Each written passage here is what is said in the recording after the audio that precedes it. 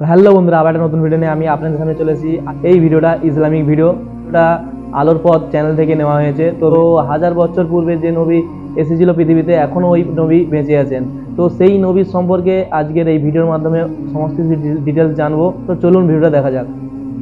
পবিত্র কোরআনে আমরা হযরত খিজির আলাইহিস সালাম সম্পর্কে আল্লাহ পাকের তরফ থেকে গুরুত্বপূর্ণ একটি ঘটনা শুনতে পাই, যেখানে হযরত মুসা আলাইহিস সালামকে এক ব্যক্তি প্রশ্ন করেছিল, হে মুসা, বর্তমান পৃথিবীর সবচেয়ে জ্ঞানী ব্যক্তি কে? তখন হযরত মুসা আলাইহিস সালাম এই প্রশ্নের উত্তর আল্লাহ পাকের দিকে সমর্পণ না করে মুখ ফসকে বলে ফেলেছিলেন, এই পৃথিবীর বুকে যেহেতু নবী হিসাবে আমি জীবিত আছি, তাই আমি ব্যতীত আর কোনো জ্ঞানী মাখলুক নেই।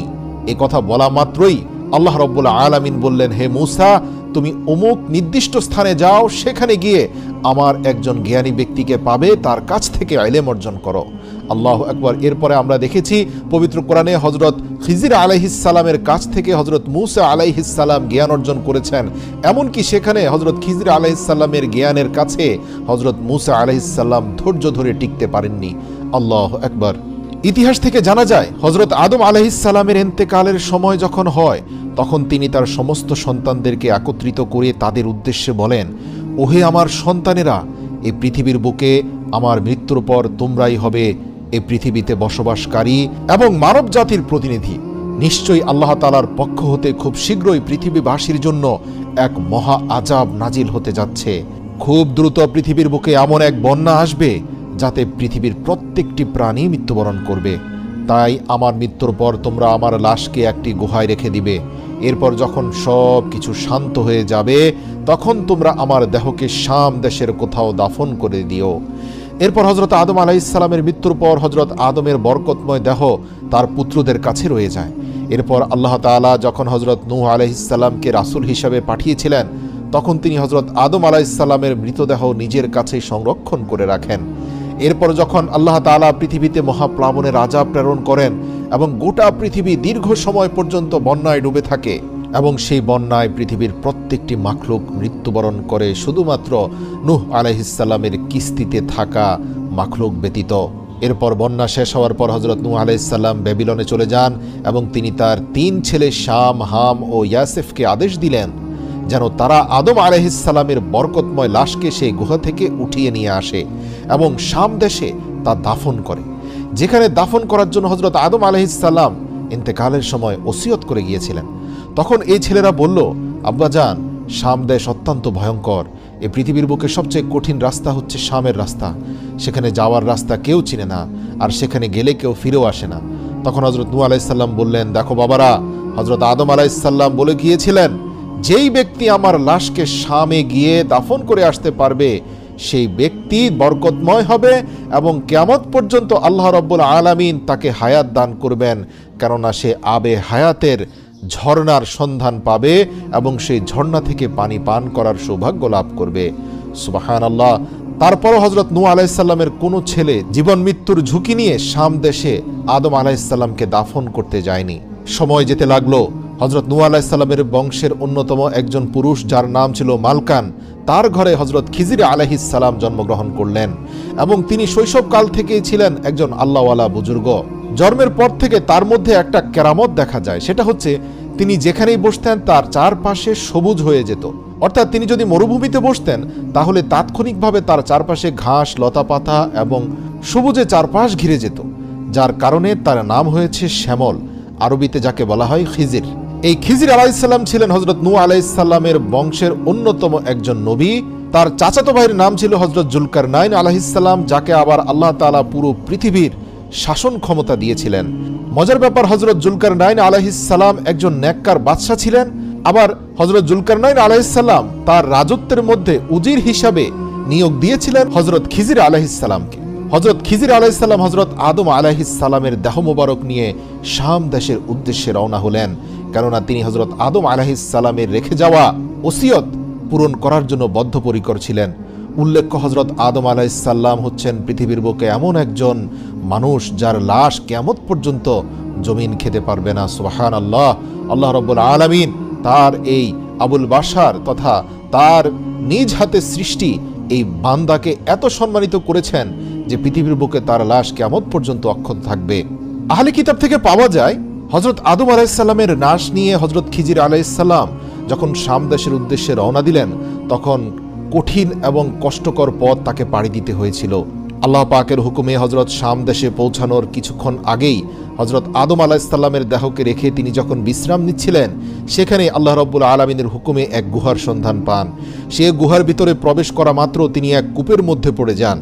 এদিকে তাওরাত সহ আহলে কিতাবের বেশ কিছু বই থেকে স্পষ্টত জানা যায়, সেখানে হজরত জুলকারনাইন আলাইহিস সালাম আরও 3 জন ব্যক্তিকে পাঠিয়েছিলেন খিজির আলাইহিস সালামকে সহযোগিতা করার জন্য।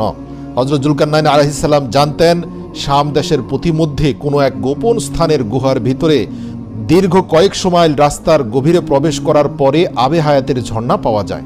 তবে হজরত জুলকারনাইন আলাইহিস সালামের কাছে এই তথ্য ছিল যে আবে হায়াতের ঝর্ণা পর্যন্ত পৌঁছাতে কয়েকশো মাইলের দীর্ঘ অন্ধকার গুহার রাস্তা পার হতে হয় এবং সেখানে পৌঁছানোর পর 360টি ঝর্ণা রয়েছে এবং শুধুমাত্র একবারই সুযোগ পাওয়া যাবে আবে হায়াত থেকে পানি পান করার। সুতরাং হজরত জুলকারনাইন আলাইহিস সালাম খিজির আলাইহিস সালামের সাথে 360 জন লোককে বেছে প্রত্যেককে একটি করে মাছ দিয়ে হজরত খিজির আলাইহিস সালামের নেতৃত্বে হজরত আদম আলাইহিস সালামের লাশ সহ সেই আবে হায়াতের সন্ধান করার জন্য পাঠিয়ে দেন।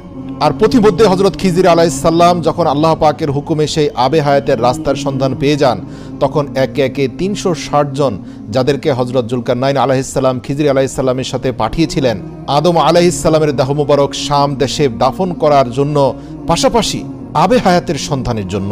হজরত জুলকারনাইন আলাইহিস সালামের নির্দেশ ছিল, যখনই তোমরা ঝর্ণাগুলো দেখতে পাবে 360 জন 360টি ঝর্ণায় ডুব দিবে। আল্লাহ পাকের হুকুমে প্রত্যেকেই সংক্ষিপ্ত সময়ের জন্য যখনই তারা আবে হায়াত পর্যন্ত পৌঁছালো, ঝর্ণাগুলো দেখা মাত্র 360 জন 360টি ঝর্ণায় গিয়ে সেখানে ডুব দিল।